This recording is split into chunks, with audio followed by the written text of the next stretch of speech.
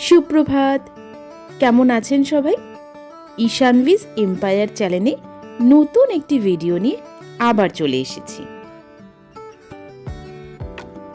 আমরা আজ চললাম বন্দে ভারত অভিযানে। কোথায় যাচ্ছি? ক্রমশ প্রকাশ্য।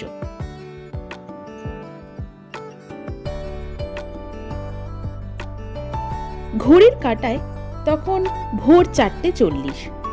শেষ মুহূর্তের প্যাকিংয়ের জন্য সারা রাত জেগে কাটলো আমাদের, এবং আমাদের সাথে পাল্লা দিয়ে রাত জাগলো আমার ছোট্ট জিজি সোনা।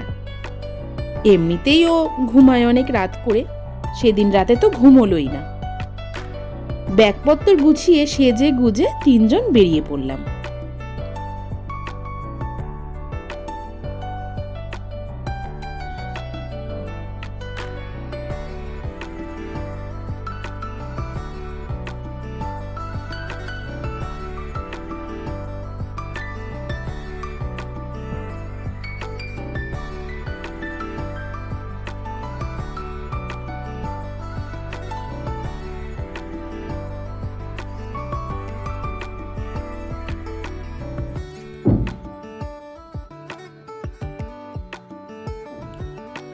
কত বছর পর আবার ভোরবেলায় রাস্তায়, কি যে ভালো লাগছে বলে বোঝাতে পারবো না।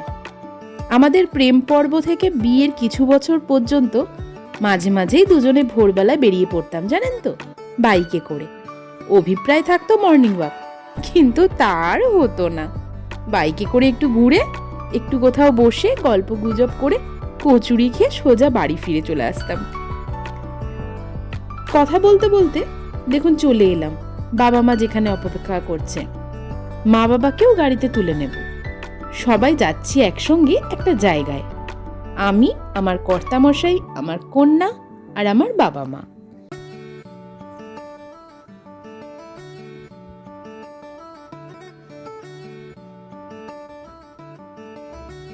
এই যে এখানে বাবা মা অপেক্ষা করছিল। বাবা চলে এলো ব্যাগ নিয়ে, মাও চলে এলো ব্যাগ নিয়ে। সবাই আমরা একসঙ্গে গাড়িতে উঠে রওনা দিলাম হাওড়া স্টেশনের উদ্দেশ্যে।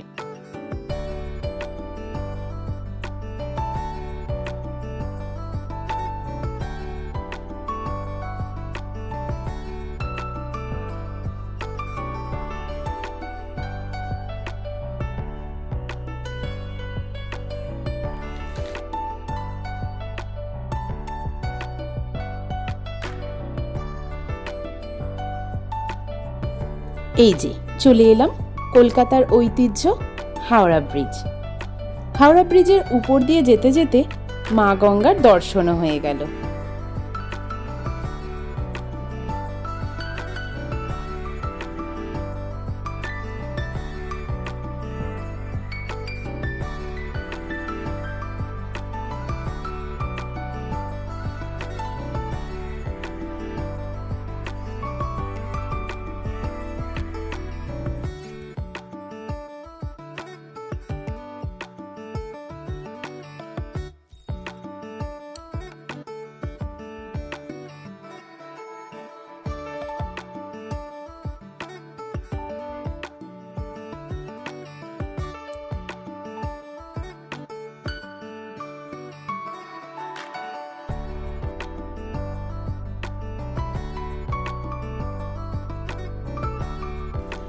ব্যাস পৌঁছে গেলাম হাওড়া স্টেশনে। এবার অপেক্ষা বন্দে ভারত আসার। এত ভিডিও দেখেছি বন্দে ভারতকে নিয়ে, তাই জন্য চড়ার জন্য ভীষণ এক্সাইটেড। ওই যে আসছেন মহারাজ হেলতে দুলতে।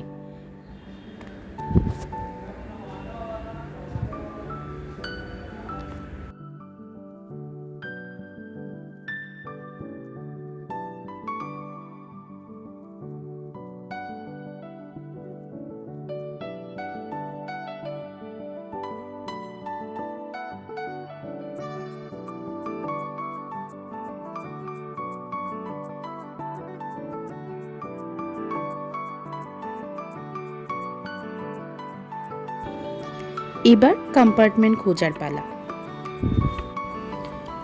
সারা রাত জাগার জন্য ম্যাডামের মুখ ভার। গম্ভীর হয়েছিল পুরো জার্নিতে। তবে হ্যাঁ, একটুও জ্বালাতন করেনি, উঠেই ঘুমিয়ে গেছে, আবার নামার কিছুক্ষণ আগে উঠে গেছে।